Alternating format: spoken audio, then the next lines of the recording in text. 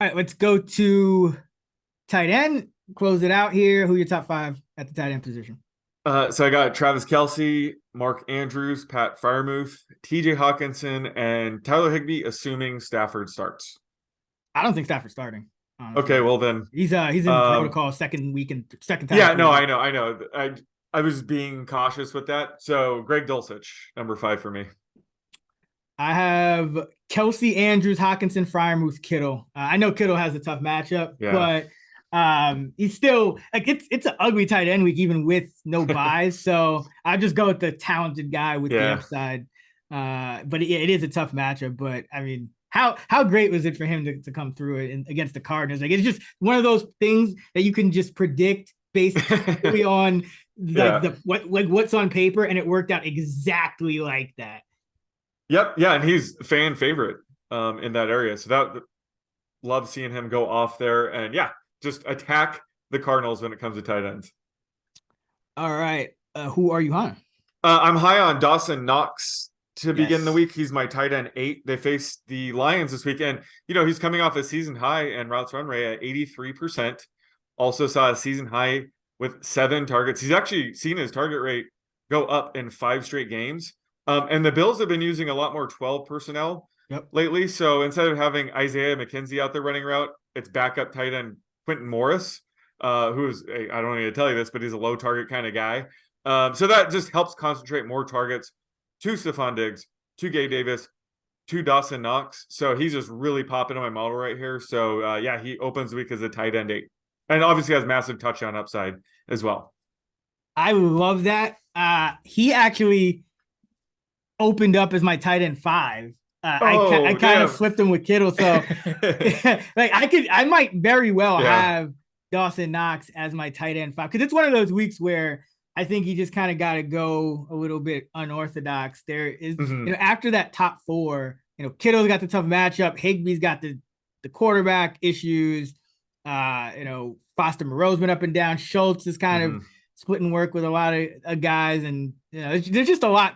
There's not much to hang your hat on. Dulcich, they don't. So the thing with Dulcich is, I thought about this. I was like, all right, Dulcich, that he's a guy that kind of makes sense. And I was like, wait a minute, the Broncos don't score touchdowns. Like you can literally They bank on don't? the Broncos scoring one touchdown Yeah. per game. And Dulcich, remember that big play he had where it was like a busted coverage or something in Yeah. week 1? He has not seen a red zone target since then. So he hasn't really had a scoring opportunity outside of that coverage bust in the first game he played. So that's the only reason why Yeah. I thought about that too, but I like the call on Knox. I think that's the right move because you're talking about a Detroit team that's projected to score 30 points indoors. So in a tough week like this, I think just go with the guy who could get some of that touchdown equity. All right. I'm high on Knox as well, as you could tell. Foster Moreau is another one. I know he's kind of been inconsistent, but Seattle is 29th in DVOA against tight ends. They're giving up the second most schedule adjusted yards per game to the position at 70 and the third most schedule adjusted targets per game to tight ends at 8.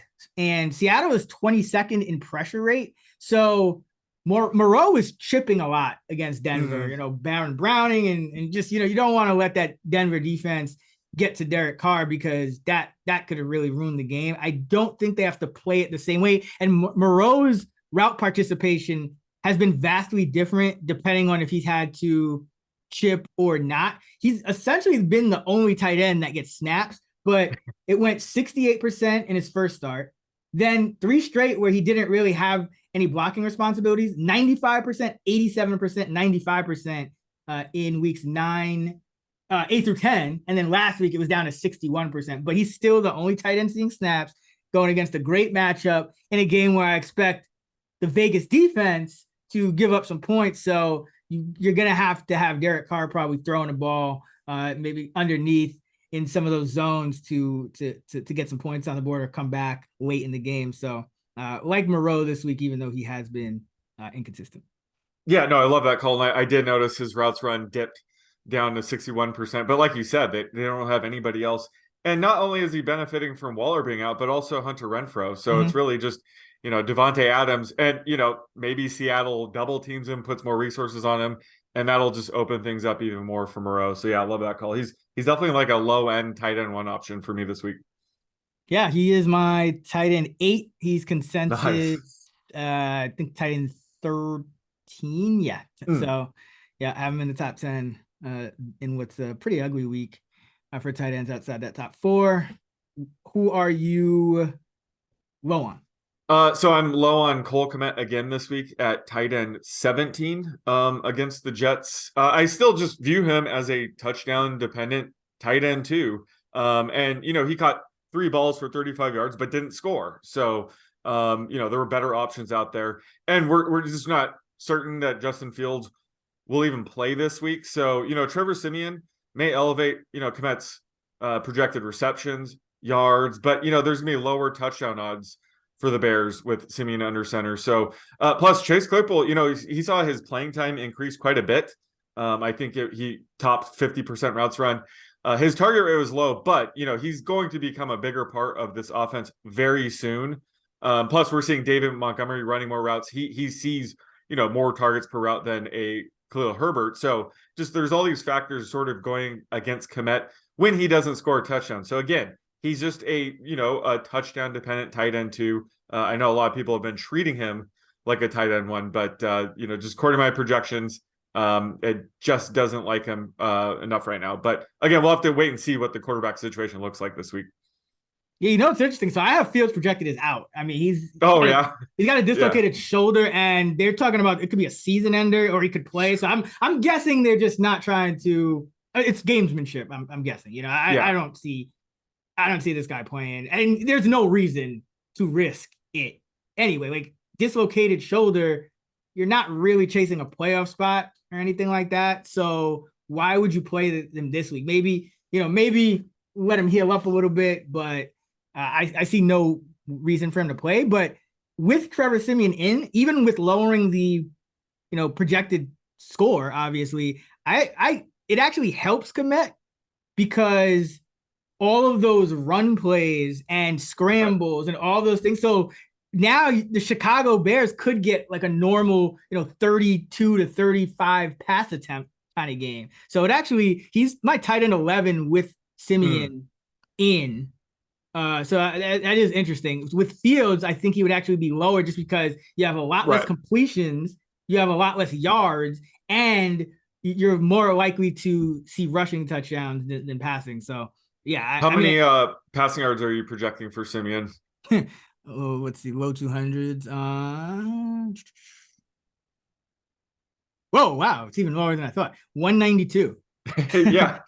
I think for Kmet to get inside my top 12, I would have to project the Bears to throw for over 220 yards. So that seems to be the line for me. But yeah, I take your point. And again, right now I'm projecting Fields in, so I guess that's my fault for that. But yeah, like I think Siemian will help the yardage go up, but I do think the touchdown odds will be significantly lower. All right.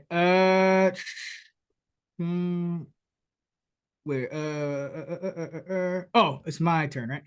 Low on. Yeah, I'm low. I already mentioned Dulcich. I have him tight end 10 for what I talked about. Denver has scored a league low 13 touchdowns this season, and he hasn't seen a red zone target since his first game. So, if he catches 5 balls for 40 yards or something like that and no touchdowns, I mean, is that really, he'd have to essentially put up, close to like 80, 90 yards. And this Denver team in a game with a total of 35, I don't see them, this is not the Raiders this week. Like last week, everyone's like, oh, Russell Wilson looks a lot better. They're facing the number 32 defense against the pass. Of course he looks better.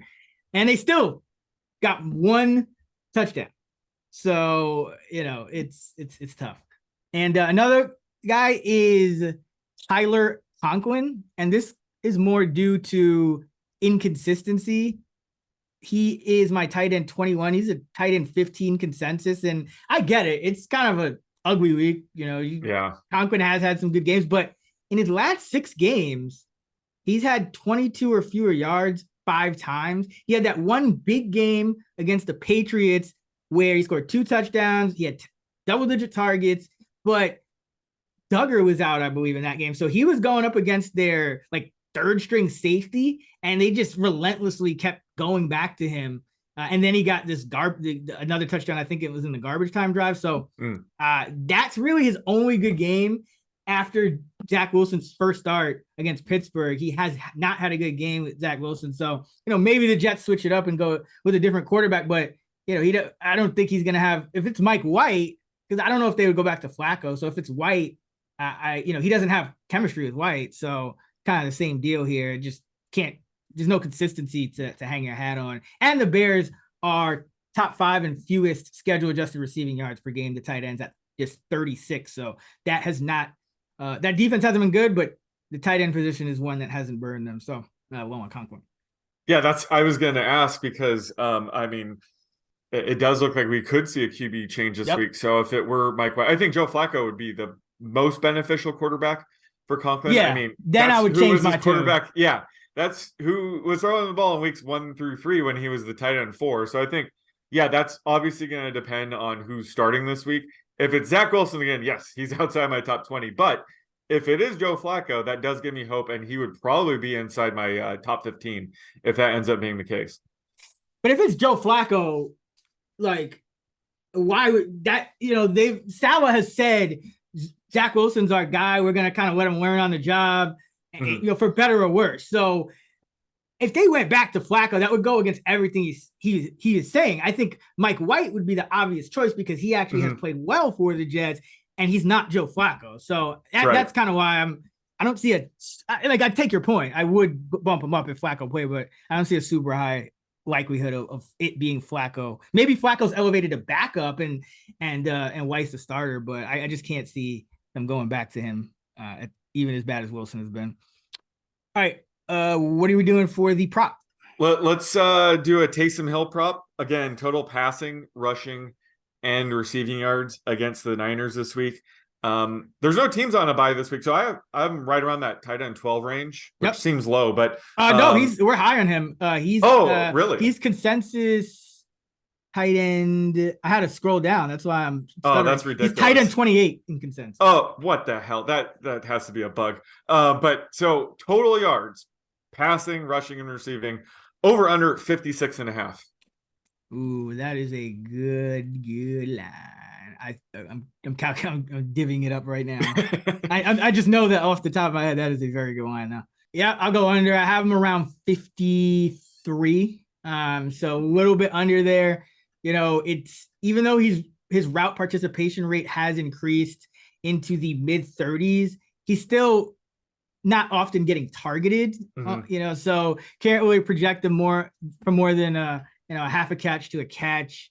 And then this Niner defense is obviously tougher, one of the toughest in the league. And I think he's been a little bit more effective just in terms of, what they've been able to do with his packages when they are in positive game scripts. So if the Niners if it gets away from them, kind of like it did with the Cardinals against the Niners, that's when it's tough to kind of be, jogging Taysom Hill in there on first or second down. And then Dalton's coming back. It's like, nah, you just got to get points, get Dalton in a rhythm. So I think there are some concerns, but I agree. We are both way higher than consensus on Taysom. So in what's an ugly week for tight ends, again, I'd say go with upside. Go with the touchdown upside of a guy like Knox. Go with the touchdown upside of a guy like Hill, and let the chips fall where they may, because there's going to be a lot of these guys that can get you, 2 to 4 catches for 30 to 50 yards that just don't have a good shot of getting in the end zone.